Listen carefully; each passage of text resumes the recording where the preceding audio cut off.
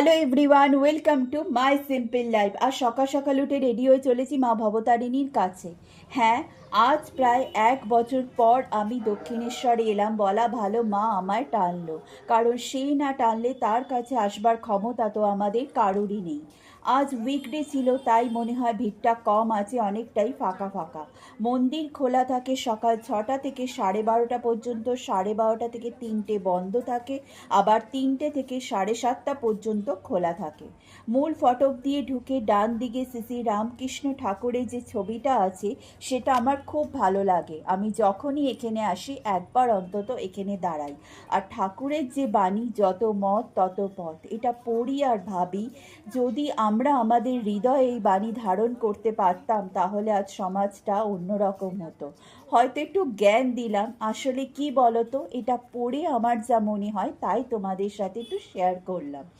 যারা এখানে এসে ভোগ খেতে চাও তারা রাধা মাধব মন্দিরে পেছনে ভোগের কুপন পাওয়া যায়, পার হেড 100 টাকা, সেখান থেকে নিতে পারো। আর বেলা 1টা থেকে ভোগ দেওয়া হয়। তবে আজ আমি এখানে ভোগ খাবো না, এখান থেকে আদ্যাপীঠে গিয়ে পুজো দিয়ে ওখানেই ভোগ খাবো।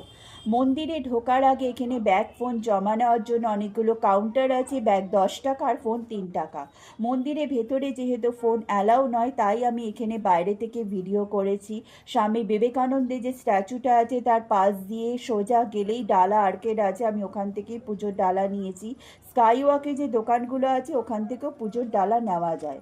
ছোট ছোট খাবারের দোকানগুলোই একসাথে করে ফুড প্লাজা করা হয়েছে। আর ফুড প্লাজার ওপরে ঘরগুলো হচ্ছে গেস্ট হাউস। কাজ অনেকটাই প্রায় কমপ্লিট। তোমরা যদি গেস্ট হাউসে ভাড়া বা গেস্ট হাউসগুলো দেখতে চাও তাহলে কমেন্টে জানিও, আমি নেক্সট টাইম এটার ভিডিও নিশ্চয়ই করব। পুজো খুব সুন্দরভাবে আমার দেওয়া হয়ে গেছে, কোনো রকম ধাক্কাধাক্কির ভিড় ছিল না আজকে। আর পুজো দিয়ে চলে এলাম এই জায়গাটায়, দক্ষিণেশ্বর মন্দিরের পেছনে যে ঘাটটা আছে এটা সেই জায়গাটা। ঘাটটা চারিদিক বাঁধানো আর অনেক গাছপালা দিয়ে সাজানো। আমি দক্ষিণেশ্বর আসলে এই জায়গাটায় আসতে খুব ভালো লাগে আমার। খুব শান্তিপূর্ণ পরিবেশ এখানে, আর মায়ের মন্দিরটাও এখান থেকে দেখা যায়। তবে আদ্যাপীঠ যাব বলে আজ বেশিক্ষণ এখানে থাকতে পারলাম না, আর গঙ্গার ঘাটেও যেতে পারলাম না। দক্ষিণেশ্বরের মূল গেটের বাইরে যে অটো থাকে তাতে করে চলে এলাম আদ্যাপীঠে। জানো তো, আজ বহু বছর পর আদ্যাপীঠে এলাম। দক্ষিণেশ্বর আসা হয় কিন্তু আদ্যাপীঠে ঠিক আসা হয়ে ওঠে না। ওই যে বললাম, মা না টানলে তার কাছে আসবো কি করে। এটা যে আদ্যাপীঠের মূল গেট, এটা দিয়ে ভেতরে ঢুকে প্রথমে ঠাকুর দালান, তারপর মায়ের মন্দির। মন্দিরের মূল গেটের আশেপাশে অনেক পুজোর ডালার দোকান আছে। আমি এই দোকানটা থেকেই পুজোর ডালা কিনেছি। এখানে বিভিন্ন দামে মাকে দেওয়া শাড়িও পাওয়া যায়। আর তোমরা যদি মায়ের ভোগ বাড়িতে নিয়ে যেতে চাও তো এখানে কন্টেনারও কিনতে পাওয়া যায়। আমি এখানে দামগুলো আলাদা করে তোমাদের দেখিয়ে দিই। ডালা 51 টাকা থেকে শুরু, এবার যেমন নেবেন।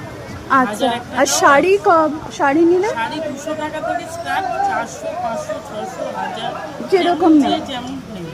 মন্দিরের পরিবেশটা খুবই সুন্দর, স্নিগ্ধ। আর আমি অনেক বছর পর এলাম, তাই আমার তো খুবই ভালো লাগছিল। মন্দিরের সাইডে এখানে ডালা জমা দিয়ে কুপন নিতে হয়, তারপর পুজো হয়ে গেলে কুপন দেখিয়ে পোশাকটা এখান থেকেই কালেক্ট করতে হয়। 1921 সালে শ্রী অন্নদা ঠাকুর দ্বারা প্রতিষ্ঠিত এই দক্ষিণেশ্বর রামকৃষ্ণ সংঘ আদ্যাপীঠ। সাদা মার্বেলে তৈরি মন্দিরটি খুবই সুন্দর। এখানে আদি আদ্যামাও আছে। দুটো পুজোর সময় যেহেতু আলাদা, তাই আমি এখানে একটা ভিডিও ক্লিপ অ্যাড করলাম। সেখানে আরতির সময় কুপন কটা থেকে পাওয়া যায় ও ভোগ খাবার সময়টাও বলা আছে। 7টা থেকে পুরো 12টা অব্দি আদিমা খোলা থাকে, আমাদের আদিমা। আর ওই উপরের বড় মাটা খোলা হয় হচ্ছে সকাল 10:30 থেকে 11টা অব্দি, 8 ঘন্টা। আবার 3টে স্বপ্নদিষ্ট মা। স্বপ্নদিষ্ট মা। আবার 3টে থেকে পুরো রাত 8টা অব্দি আমাদের আদিমা খোলা থাকে।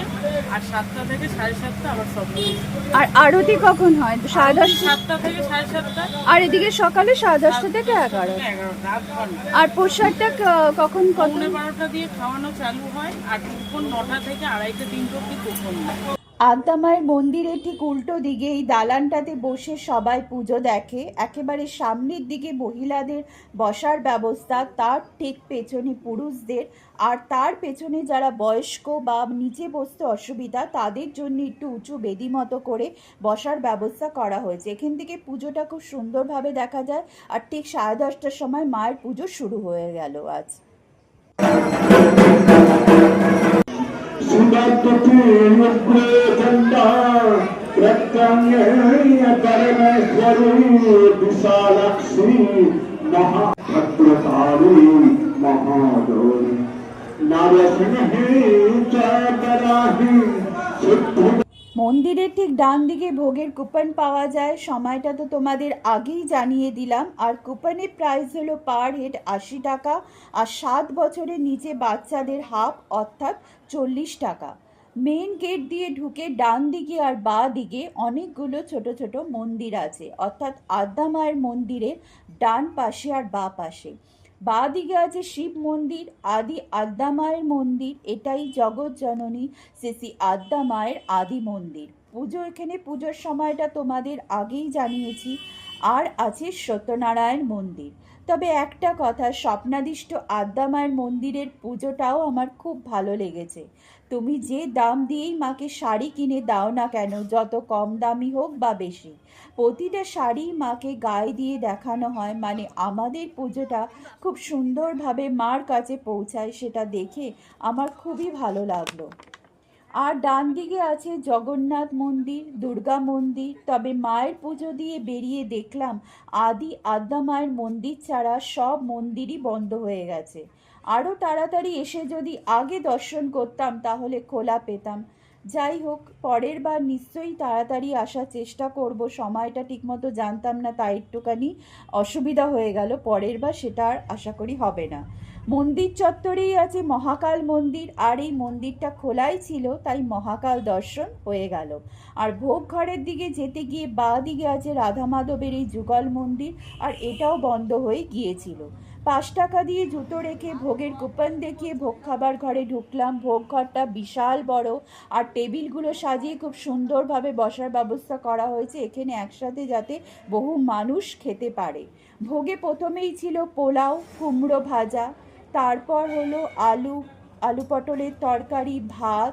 এখানে খাবার পরিবেশন পদ্ধতিটাও আমার খুব ভালো লাগলো, খুব সুন্দরভাবে পরিবেশন করছিল এরা। তারপর হলো গিয়ে খিচুড়ি, পাঁচমিশালি, তারপর চাটনি আর পায়েস। পুজো দিয়ে ভোগ খেয়ে এবার বাড়ি ফেরার পালা। আমার এই ভিডিওটা যদি তোমাদের ভালো লেগে থাকে, please subscribe my channel, like, share and comment.